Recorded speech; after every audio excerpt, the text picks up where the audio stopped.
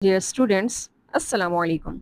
Today's our topic of discussion is relative atomic mass unit. First of all, we will discuss about the relative atomic mass. Already we know about the atomic mass.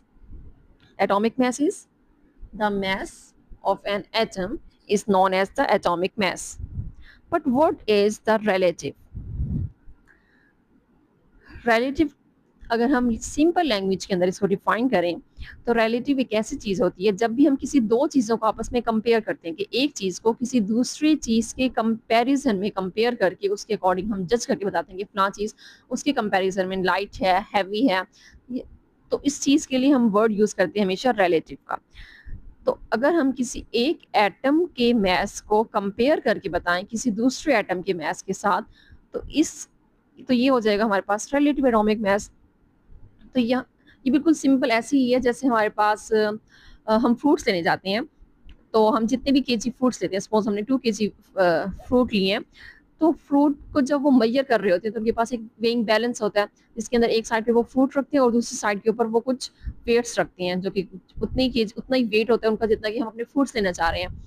तो वो जो अब उन stones के मतलब वो जो wait उन्होंने रखा है उस वेट को के कंपैरिजन में वो हमारे फ्रूट को के वेट को मेजर कर रहे होते हैं ना। तो ये भी यहाँ पे भी जो टर्म आएगी वो रिलेटिव की आएगी। तो इस बिल्कुल ऐसे ही हमारे पास अगर हम एटॉमिक मैस की एटॉमिक लेवल के ऊपर बात करें तो अगर हम एक एटम का मैस किसी दूसरे एटम के मैस के साथ कंपेयर करके फाइंड आउट करते हैं तो उस चीज को हम क्या कहेंगे, relative atomic mess. Clear students? तो यहाँ पे एक सिंपल सी इसकी डेफिनेशन दी गई है रिलेटिव एटॉमिक मैस की। The relative atomic mass of an element is defined as the mass of an atom of that element relative to the mass of light isotopes of carbon taken as 12। अब हम किसी भी एक atom का mess जो है वो major कर रहे हैं किसके रिलेटिव के अंदर, mass of light isotopes of carbon taken as 12। अब हमने जो एज अ स्केल जिस एटम के मैस को लेना है वो एटम कौन सा होगा, कार्बन।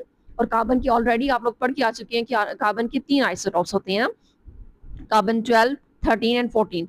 तो इस रिलेटिव एटॉमिक मैस के अंदर जो हमने स्केल यूज किया कार्बन का वो कौन सा कार्बन होगा, carbon 12 isotope, carbon 12 light isotope क्यों कह रहे हैं, क्योंकि ये हमारे पास सबसे लाइट कार्बन है ना, कार्बन का आइसोटोप है, कार्बन 12 है, 13, 14। तो इनमें सबसे जो लाइट है जो कम वेट वाला है वो कौन सा आ रहा है, कार्बन 12 आ रहा है। तो कार्बन 12 की कंपैरिजन के अंदर जब भी हम किसी दूसरे एटम का मैस मेजर करेंगे तो इस चीज को हम क्या कहेंगे, रिलेटिव एटॉमिक मैस। सेम इसी तरह से यहाँ पे कुछ एग्जांपल्स दी गई हैं जिसके अंदर हमने हाइड्रोजन का एटॉमिक मास मेजर किया, सल्फर का किया, मैग्नीशियम और क्लोरीन, ये इसकी चंद एग्जांपल्स हैं। जैसे हम सबको पता है कि कार्बन के एटॉमिक मास क्या होता है, 1 होता है।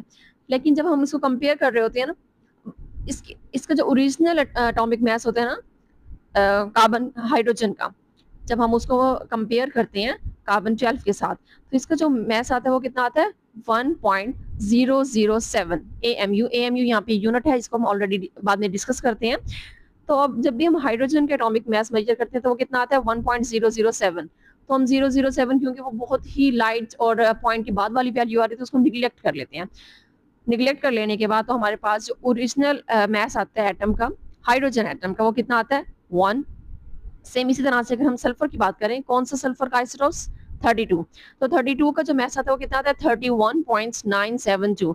अब क्योंकि 9 जो है जब भी पॉइंट के बाद की वैल्यू 5 से ज्यादा होती है, 5 या 5 से ज्यादा होती है तो हम उसको राउंड ऑफ कर लेते हैं ना।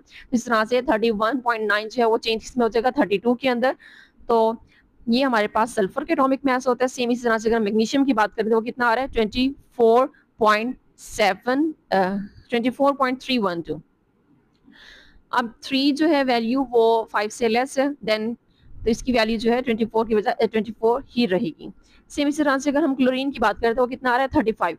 जबकि जो इसकी ओरिजिनल वैल्यू आ रही है वो कितनी आ रही है, 34.9। क्योंकि 9 है 5 से ज्यादा है तो इसलिए इसको भी राउंड ऑफ करके हम कितना बना लेते हैं, 35। तो ये हमारे पास सिंपल सा था रिलेटिव एटॉमिक मास। होप्स हो कि आपको ये चीज क्लियर हो गई होगी। रिलेटिव क्या मतलब, रिलेटिव का क्या होता है, कंपेयरेबल चीज, जिसको हम कंपेयर करते हैं हमेशा किसी दूसरी चीज के साथ तो उसको हम रिलेटिव कहते हैं, रिलेटिव एटॉमिक मास। और नेक्स्ट हमारा जो आपका टॉपिक है वो है atomic mass unit means AMU।